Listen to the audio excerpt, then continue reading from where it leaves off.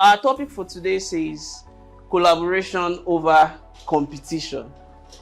Let me echo it one more time. Collaboration over competition. So we're going to start with this question that says, if you think competition is bad, kindly signify by raising up your hand. Okay? So that means competition is good. And you must verbalize it. Very good, right? All right. So the next one is, if you think collaboration is good, please indicate by raising. We all agree that collaboration is good. All right. Thank you very much. And I think I want to say that this is a principle that says nothing means anything except the meaning we all give to it. And I like it when you say, no, competition is good. Collaboration is good. Because it is saying that everything that is created is good. It is how you view it. Okay, let's proceed. I would like us to look at this opening quote that says, competition and collaboration work together for good. To those who seek genuine wisdom to make the best of it on purpose. Let me say it one more time. Competition and collaboration works together for good. To those who seek genuine wisdom to make the best of it on purpose by myself. And why do we say this? Do you know that we have football team? Team A, team B. I didn't know a team in collaboration and another team in collaboration doing what? Competing together. And then we'll see it during the course of the training. So now, what is competition and collaboration? Competition is the ability to identify and unlock individual strengths and weakness. The aim of competition is that you want to know who have strengths in A, who have strengths in B. And let's see the definition of collaboration. Why collaboration is giving power of implementation towards identify strengths to strengths combination only to accomplish a purpose of mutual benefit.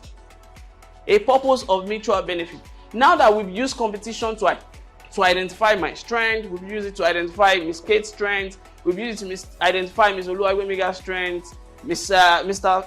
Jonathan's strength, and then we now know that, okay, if all of us are to come together to achieve a task that will be a mutual benefit, when they are giving a task, they will give it to Mr. Jonathan based on what he's good at. They give my task to me based on what I'm good at. And this is what the definition is trying to communicate around. So then let me give you some similarities and dissimilarities about collaboration and competition. So similarity means what both of them have in common. So they both involve teamwork. You know, I make example of a football team. And a team A and team B, they will compete together, and we know the best team. So then the next one says they are both about winning. They are both about winning. And then the last one says they both require time. They both require time. Let's now check the dissimilarities. Competitive mindset can work alone to achieve results, but collaborative mindset cannot work alone. It has to something has to come together. At least minimum of 2 people and above has to come together to make things work. Number 2, collaboration profits a win-win environment, while competition is a one-sided win. One-sided win. If you look at, let's say, Barcelona and Chelsea, they are playing, you know, it's a team, but in competition, only one side do the entire winning. You know that it's not like that in football, they don't reward the other opponent that lose, but they don't say it. They make you look as if that is the other party, which is the fact that they will be the one that actually earn more. Then the last one says collaboration saves more time. You know, I said something here. They both require time. Collaboration saves more time, while competition takes more time. Meaning that some things that a collaborative mindset people are trying to achieve, they will achieve it maybe in 2 months' time, in 3 months' time, that same task, a competitive mindset person too can actually achieve it. It may just take that person a long period of time. And why am I saying this? We are trying to debunk something that competition is not a bad quality. Collaboration is not also a bad quality. Everything works together according to the purpose why you are putting them in place. And I will give a good example. You know that I was saying that, very soon we'll start doing some sporting activity within our community. You know that those sporting activity will look like people are competing, but to us it's not competing. It's to drive people's attention to that environment. And that's why the purpose needs to be defined. And most of the time, if you look at people that are also doing all this sport, they still has a team behind them that is training them, that when they win, all their team takes the victory. Do you agree? All right, cool. So now we have these 5 C's of how can I balance competition with collaboration for effective result. So let's watch this video.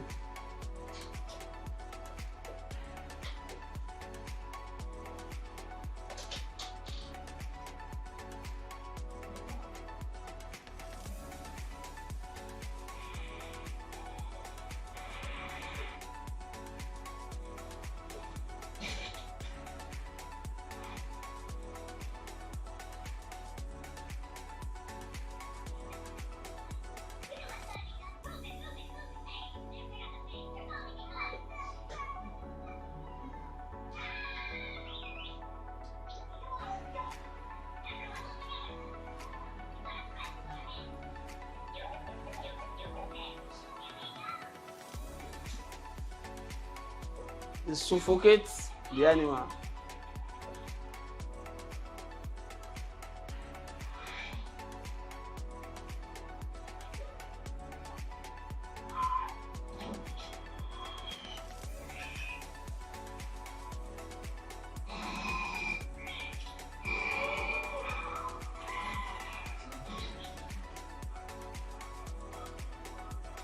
Remove the tail feather. All right. So, thank you for watching that video. So it shows that the impact of collaboration in any task, when a threat is coming, you always defeat it in collaboration. So now, what are these 5 C? Number one thing that you need to look out for when you are trying to consider a collaborative partner, number one is commitment. What can you be committed to? What can you be committed to? You know, we always say at Third Bond, until a man find what he can die for, and that die for is a thing of commitment. So if you cannot be committed to something, I don't think that person will be a very solid collaborative partner in anything that you actually want to do. So number 2 is compliance. Whatever you are saying that you are committed to, can you say that you meet all the requirements? Can you abide with the rules and regulation? Does it meet the standard? When government's rules and regulation to checkmate you, can you still hit the test of time? What are the regulations that is even guiding your operation from within? It might even be a departmental, not even at the level of organization, even within a department. So what is the transparency between both partners? Things that you are doing, can your partner have access to it? So what are the policies that you are putting in line that, these are the red flags, we won't cross this, we can cross this, this is what you will do, this is what I will do. And then what are the laws that is guiding the collaborative team that are in partnership? And that is the aspect of compliance that one needs to take a look at in terms of cognizance. So number 3 says competence. Competence is, we can't call you for what you can't do, and that's why we are trying to cut out the can't. It's only what you can do. So, and the good news is that when they call you for something, can you develop the quality to say, please, I'm not good at this. I would rather let me recommend so person, and this person can do it. And I think most of the time when people, I think I've shared this experience. When people call me that come and help me to rent an apartment, if you like, maybe I want to make 1 million out of it, I will not do it, because I realize that at the end I may not get the best for you and I will have wasted my time. So why not give it to people who understand that aspect and let them get it done?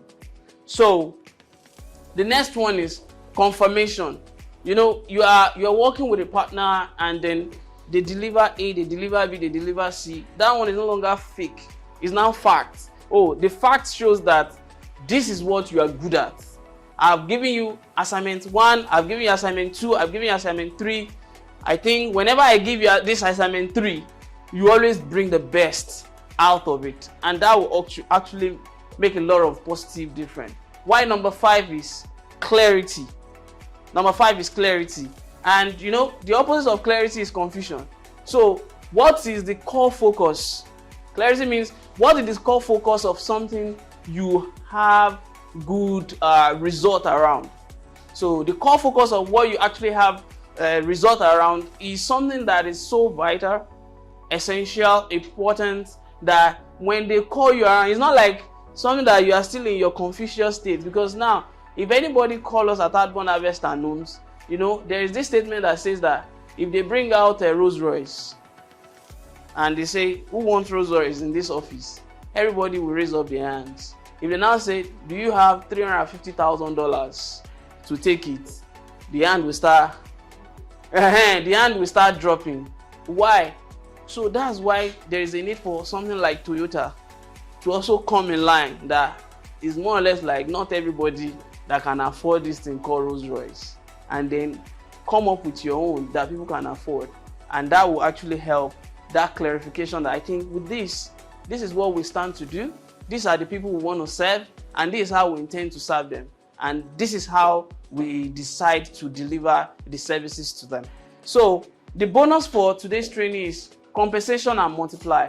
You know, when you are in partnership or in collaboration with people and they deliver beyond your expectation, and this is going to our team lead, find a way to compensate them, and I assure you that they will add more efforts, they will add more energy to whatever that you want them to do for you, and you will also experience multiplication.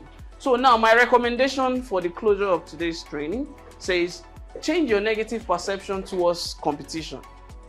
Change your negative perception towards competition to embrace collaboration by working only at the peak of your strength. Work only at the peak of your strength. Be vulnerable and don't make it look like, oh, because if I say I'm not good at this, they will laugh at me. Let them laugh, because it will be better they laugh at the beginning than, because the laughing at the end will be so ugly. So then number 3 is be in an environment of purpose and say no to ego. Be in an environment of purpose and say no to ego. While number 4 says embrace diversity with zero biases and prejudice. You know, when you are talking about collaboration in the first place, it means that there is something you are not good at in this place, there's something you are not good at in this place. Imagine if you want to break out to Togo. Do you know that the official language in Togo is French?